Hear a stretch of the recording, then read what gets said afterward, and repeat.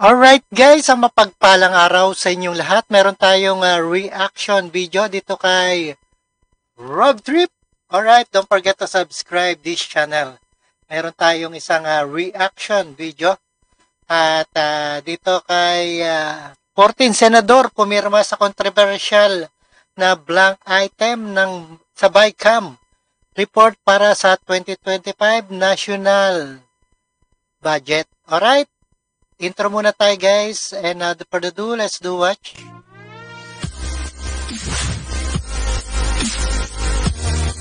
Alright guys, ang mapagpalang araw sa inyong lahat. Andito na naman ang ating once again sa ating reaction video. At ito nga ay 14 senador. 14 senador. Ayan sa blank item sa BICAM report. Bakit blank, no? Blank item sa BICAM report. Ayon sa kay Senator Pampilo Lacson na sa 14 senador daw ang pumirma sa BICAM report na may kasamang mga blank item. Naloko na. Blank item, no? At ito ay dagdag ni Lacson, hindi pwedeng may blanco. Bakit may blanco na pinirmahan, no? Bakit may blanco? National budget at madali na daw mabusisi kung sino ang responsable nito. Alright, repasuhin na yata to. Alright, panoorin po natin and let's get it on. Sure. On pages na blanco yung alokasyon kung magkano. Yun ang unang-unang anomalya o controversy. Kasi pag pumirma ka ng BICAM report, kasi alam niyo yung BICAM report, subject to ratification, hindi pa final document yun. Oo nga, bakit blanco, no? Sa BICAM report na yan.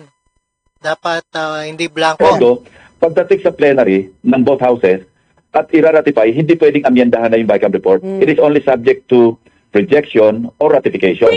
Hindi nangyayari yung, eto na yung BICAM report, magkakaroon pa ng debate pa sa pwede mangyari yun, no? Bago mag-ratify, pwede may tumayo at mag-question. Ang mangyayari doon, i-reconstitute yung BICAM, ibabalik sa BICAM yung report, documentary report, para pag-aralan muli. Pwede sana nangyari yon dahil kung nakita ng ilang senador at na-question nila sa floor bago magbotohan sa ratification, na may mga blanco, valid yung ground para ibalik uli sa BICAM, mag-reconstitute yung BICAM at hindi i-ratify muna. Maski ma-delay yung pagpapasa ng budget at abutin pa ng Enero para magkaroon ng ilang panahon na magkaroon ng reenacted budget, mas mahalaga yon, mas mahalagang makorek yung... Dapat makorek talaga, no? Bakit pinirmahan ng blank item? BICAM report na yan para sa 2025 national budget. Mali, kasi hindi pwede merong blanco. Noong 2018, natatandaan ko, para sa 2019 budget, meron din ganyan nangyari. Pero iba naman yung, parang deja vu nga ito nung malaman ko tungkol sa mga blanco. Kasi ang nangyari noon, nag-ratify kami, nag-ratify yung House sa ilalim ng ni Speaker GMA pa ito noon. Napansin namin ng mga staff. Ang galing ni Pampilo Lacson, isa talagang military to. Dapat ito ay iboto. Iboto natin sa 2025 election.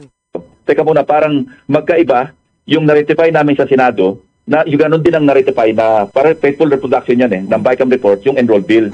Pero nang nakita namin yung enrolled bill, bago na pirmahan ni Senate President Soto, nakita namin na teka muna, magkaiba yata ito. Merong parang namamasyal na 75 billion. Parang may anomalya, no? Ayan, may anomalya. Awesome! Pesos worth of different projects na nasama sa enrolled bill na hindi kasama sa ratified version o ratified BICAM report. So, pinusyon namin ito. Pinagbigay alam namin kagad sa Malacanang. And si Pangulong Duterte, through ES Bingbong Medialdea, kinausap namin, nag-usap-usap muna kami. Ang maganda noon, nagkakausap kami ng majority sa minority. Nagpulong kami noon, Senate President Soto, Senator Drilon, ng minority bloc. Si Senator Loren Legarda, siya yung Finance Committee chairperson. Tapos si Senator Gringo Hunasan. So, kinusulta namin kasi walang lawyer sa amin. Kinusulta namin si Senator Frank. Ano magandang gawin ni Espirito? Kasi baka masisi naman siya kapag hindi niya pinirmahan yung enrolled bill, madidelay yung budget kasi Disyembre na yon. Maganda yung sinuggest ni Senator Drilon na parang i-annotate para bang i-qualify yung pagpirma. At yung ganun nga ginawa ni Senate President Tito Sen, na sinasabi niya doon sa pinirma niya, ang pinipirmahan ko lamang yung nakapaloob doon sa aming niratify na BICAM report. Hindi ko pinipirmahan yung enroll bill mismo. Parang kinwalify niya. So, anong nangyari? Masusing tinignan uli ng Malacanang noon at nakakita pa sila ng additional pa mga 20 billion. Wow. So, yun ang pinakamalaking Laki, no? 20 billion? Grabe. Ang laking pera nun, 20 billion. Alright?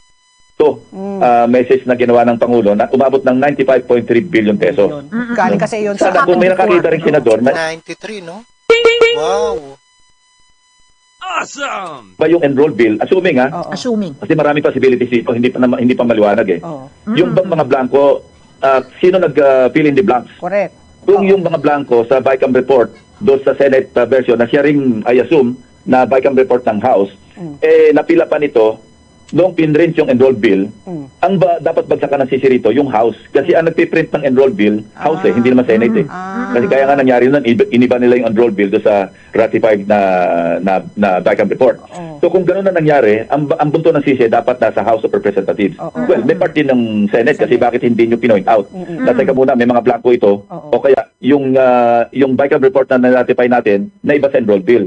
Ang isa pang problema na mas siguro mas malaking controversy, kung as is, may mga blanco, I think most of the mga blank na appropriations nasa DA Department of Agriculture, meron sa NF, meron sa PCA, meron sa Fisheries, Office of the Secretary, may mga ganon, ano? Nakita ko mismo kasi napadala na ko ng kopya. And at least 14 senators ang nakapirma doon sa BICAM report na may mga blanco. So, doon pa lang sa ginawa ng Senate, medyo may problema na kasi blanco. Kung ang balikan ko yung kung ang pag-fill up ng mga blanco ay nangyari sa pag-enroll ng doon sa enroll bill, ang kasalanan nasa House. Pero kung naipasa yung enroll bill na i-transmit sa Malacanang, na may mga blanco pa rin, eh sino na nag-fill up ng mga blanks? Yun, sino nag-fill up ng blanks ay ng tanong. Ayan, isang anomalya na naman yan. Di, malamang yung DBM. Or kung sino man yung mga ahensya pa na bago isumiti sa Pangulo para pirmahan yung mismong GAA, napilapan, pero ng executive branch. Mas anomalous yun kasi ang executive branch hindi pwede mag-amyenda. Pwede lang mag-veto, mag-line item veto, pero hindi pwedeng ibahin ng Malacanang kung ano yung tinransmit sa kanyang enroll bill. Hindi pwede mag-amyenda. So yun ang dapat tingnan natin. Madali lang namang makita yan para ma-pinpoint natin yung responsibility.